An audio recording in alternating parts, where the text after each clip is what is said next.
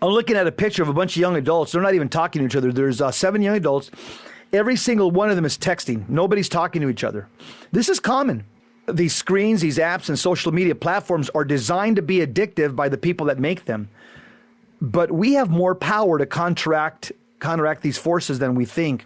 Over the past couple of years, there's been an increasing stream of ex-tech employees and executives warning the general public that companies like Apple, Facebook, and Google are focused on making certain platform devices as addictive as possible. The reason is that the more addictive a platform or device is, the more it creates profits related to advertising and even direct purchasing.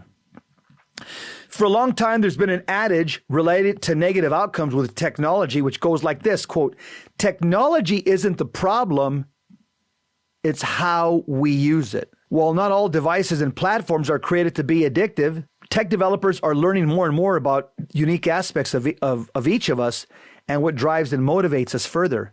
So with this information, personalized messages and advertisements are delivered to us continuously, further fueling our need for this particular type of drug.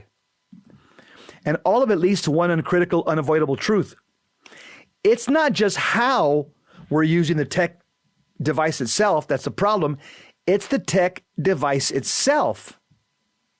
Now, to be clear, I'm not accusing all tech companies or platforms as being evil or unhealthy any more than I'm accusing all alcohol or junk food as being maladaptive and indulgent. Rather, what I'm saying is that when a commodity like a mobile device or an app is created to primarily benefit the companies behind it at the expense of the user, we have to come to terms with the resulting situation.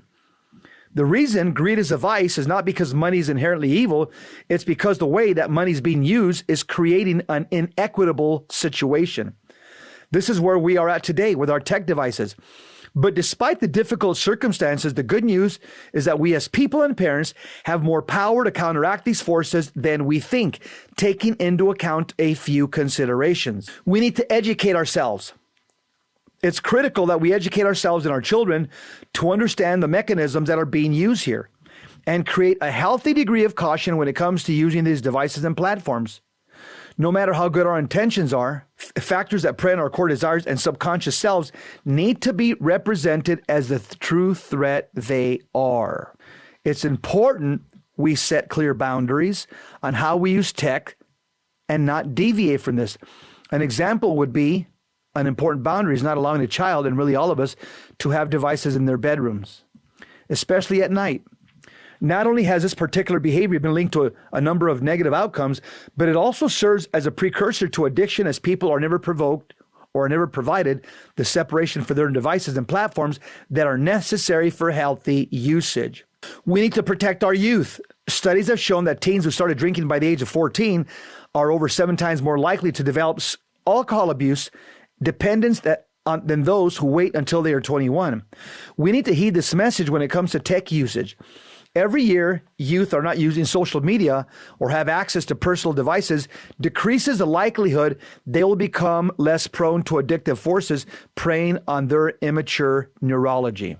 The hope for all of us is that we take advantage of leaving platforms and devices in their place through the lifestyle we cultivate, whether it's an automatic message on our phones indicating to all of us that we're responding in a limited nature to text, or whether we make Saturdays our social media free days, we can develop habits and practices that help keep the addictive risk at a minimum while remaining vigilant about the evil forces at play.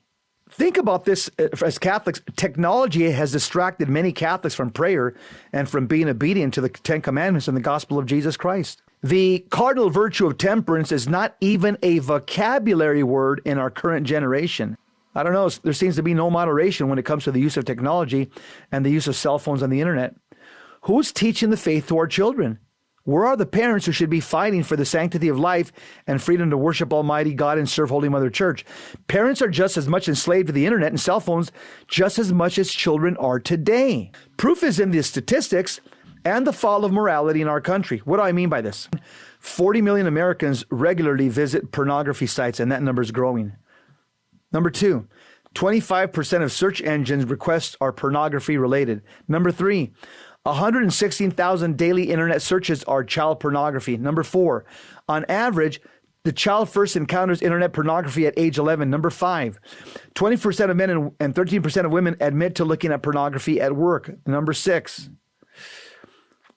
in 2002, a survey of 350 members of the Academy of Matrimonial Lawyers, 56% said that obsessive interest in pornography sites was a major factor leading to marital breakups. I would say that it is fair to say that this percentile would be higher today since it is more readily available on smartphones due to technological advancement. And number 7, priests have reported that there's a higher rate of adultery due to social networking and cell phone applications that make it easy for men to fornicate or commit adultery.